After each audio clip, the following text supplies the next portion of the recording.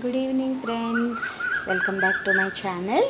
And in last class మనం discuss చేసాము elements of crime అంటే mens rea and physical actus reus both are important to constitute crime. So ఈరోజు క్లాస్లో stages of crime గురించి చూద్దాము.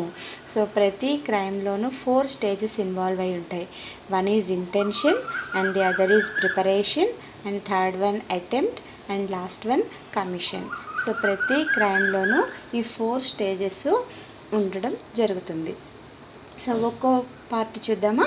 Stages of క్రైమ్లో ఎన్ని ఉన్నాయి? 4. One is intention, the other is preparation, then third one is attempt and fourth one is commission. So మరి intention అంటే ఏంటి? Is a psychological factor, first element of crime. దీన్ని మనం direct ఎవిడెన్స్తో prove చేయలేము. మరి ఎలా ప్రూవ్ చేయగలము అని అంటే సర్కమస్టాన్షియల్ ఎవిడెన్స్ తోటి మనం ప్రూవ్ చేస్తాం. సో ఇక ప్రిపరేషన్, అటెంప్ట్ అండ్ కమిషన్ ఈ 3 కూడా మనకి ఫిజికల్ ఫ్యాక్ట్స్ కిందకి వస్తాయి. సో వీటిని with the help of direct evidence or circumstantial evidence తోటి ప్రూవ్ చేయడం జరుగుతుంది. సో ఇక నెక్స్ట్ ఇంటెన్షన్ అంటే ఏంటో చూద్దాం. First stage of crime is intention కదా. సో ఇంటెన్షన్ అంటే ఏమిటి? Definition for intention is a plan or design formulated by the accused for committing an offense. Again I am telling you, intention is plan or design formulated by the accused for committing an offense. So intention ఎప్పుడు కూడా psychological fact and it is inferred by the court on the basis of circumstances. అంటే సర్కమస్టాన్సెస్ని base చేసుకుని intention of the accused కనుక్కోవడం జరుగుతుంది. As a general rule our general principle is that mere guilty intention is not punishable. So ఎప్పుడు కూడా mens rea అంటే guilty intention అనేది not punishable. ఎందుకని? So guilty intention is remains in the mind of an accused మైండ్లో ఉంటుంది కాబట్టి అది execute చేయొచ్చు, ఆగిపోవచ్చు అతను లాస్ట్ మూమెంట్లో, ఆర్ డైరెక్ట్ ఎవిడెన్స్ దొరకదు. ఈ 2 రీజన్స్ వలన జనరల్ రూల్ ప్రకారం mere guilty intention is not punishable అని చెప్తాం. But there are exceptions. Every rule there is an exception. కొన్ని ఇష్యూస్లో మాత్రం mere intention also amounts to punishable. So ఏంటి అది అంటే one is waging war against the state. Waging war against the state section 121 and 123 of IPC చెప్తుంది. ఇక్కడ ఇంటెన్షన్ ఉంటేనే సరిపోతుంది పనిష్మెంట్ ఇవ్వడానికి. And second thing sedition section 124A.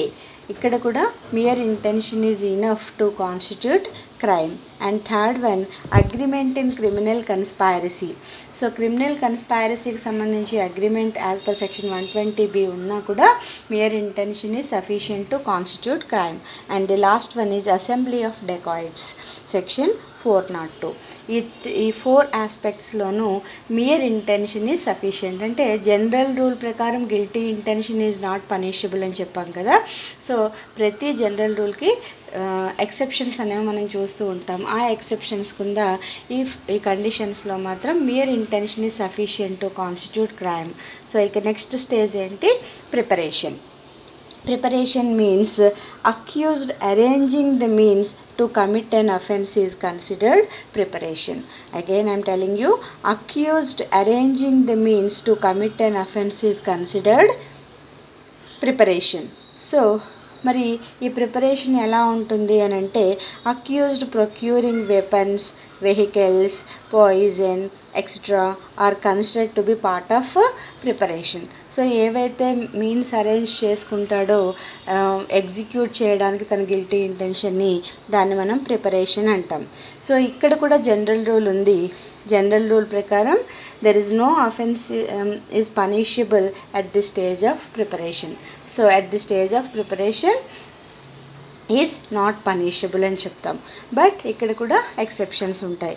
అంటే mere preparation is also punishable under what circumstances అన్నప్పుడు number 1 preparation to waging war section 122 and second one preparation to commit depredation అంటే causing loss on the territories of power which is friendly towards India section 126 and third one is preparation to commit dacoity section 399 and next one preparation to counterfeiting coins and government stamps section 233 to 235 and section 255 to 257 of IPC and last one possessing counterfeiting coins section 242 243 259 266 and 474 ఈ sections కిందన mere preparation is also punishable offence and third stage of crime is attempt. So it is the third stage in commission of an offence. So attempt అంటే ఏంటో చూద్దాం. Definition for attempt. Attempt is the positive moment and directed by the accused towards the commission of an offence. So attempt అంటే ఏంటి? Attempt is the positive moment and directed by the accused towards the commission of an offence. So in the stage of attempt the determination of the accused to commit the offence is acute. Attempt లెవెల్లో అక్యూజ్డ్కి తన guilty intention execute చేయాలనేది చాలా అక్యూట్గా ఉంటుంది. So there is no general principle and exceptions at this stage. So third స్టేజ్లో మనకి first and second స్టేజ్లో చెప్పినట్టు general rule exception లాంటివి అటెంప్ట్లో ఉండవు, ఎందుకంటే he is already committed an offence. అందుకే ఏం చెప్తాము, all attempts are punishable even impossible attempts are also punishable under section 511. So attempt లెవెల్కి వచ్చేసరికి వాడు సక్సెస్ అయినా ఫెయిల్యూర్ అయినా పనిష్మెంట్ అయితే గ్యారంటీ. అంటే కొన్ని ఇంపాసిబుల్ అటెంప్ట్స్ కూడా చేస్తూ ఉంటారు. సో అది ఇంపాసిబుల్ జరగదు కాబట్టి మనకి పనిష్మెంట్ ఇవ్వక్కర్లేదు అని అక్యూజ్డ్ ఆర్గ్యూ చేయడానికి లేదు. సో అంటే ఇక్కడ మీరు అర్థం కావాల్సింది ఏంటి, ఇంపాసిబుల్ అటెంప్ట్స్ చేసిన అంటే ఫర్ ఎగ్జాంపుల్ అమెరికన్ ప్రెసిడెంట్ని చంపాలి అని అనుకున్నారనుకోండి. సో అది కూడా అది ఇంపాసిబుల్, బట్ స్టిల్ ఆ గిల్టీ ఇంటెన్షన్ క్యారీ చేయడం కూడా పనిష్మెంట్ కిందకే వస్తుంది అండ్ సివియర్ పనిష్మెంట్ దానికి కూడా ఉంటుంది యాజ్ పర్ సెక్షన్ 511. అంటే ఇంపాసిబుల్ ఎఫెక్ట్స్ ఏవైతే ఉంటాయో వాటన్నింటికి కూడా పనిష్మెంట్ అయితే గ్యారంటీగా ఉంటుంది. సో ఇక్కడ మనకు కావాల్సింది ఏంటి, సెక్షన్ 511 ప్రకారం all attempts are punishable even impossible attempts are also punishable under section 511. ఇక్కడ ఓన్లీ ఎగ్జాంపుల్ గురించి చెప్పానమ్మా. ఇంపాసిబుల్ యాక్ట్స్ అంటే ఏముంటాయో ప్లీజ్ వేరే విధంగా మాత్రం దయచేసి తీసుకోవద్దు. It's my humble request. And next attempt is an inchoate crime అంటాం. అంటే ఇది ఎప్పుడు కూడా అబేట్మెంట్ అండ్ కన్స్పారసీతో కలిసి ఉంటుంది. If attempt succeeds in the fourth stage comes into existence, otherwise not. So attempt కనుక సక్సెస్ అయితే ఫోర్త్ స్టేజ్లోకి ఎంటర్ అయిపోతుంది. And next last stage commission. So ఇది fourth stage, last stage. When the accused succeeds in committing the offence he is considered to be in fourth stage. So all offenses are punishable at this stage except committing suicide. So అన్ని attempts ఏవైతే చెప్తున్నామో commission స్టేజ్కి వచ్చేసరికి everything is punishable except committing to suicide. అంటే suicide commit చేసిన వాళ్ళకి offence అని చెప్పి punishment ఇవ్వడానికి పర్సన్ ఉండరు కదమ్మా.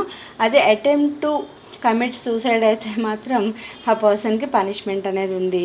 అదే సక్సెస్ అయిన వాళ్ళకి పనిష్ చేయడానికి పర్సన్ ఉండరు. సో ఇవి ఈరోజు 4 stages of crime. Hope you understand well. Please do subscribe and share చేయండి, కమెంట్ చేయండి. So thank you so much. Good bye to all.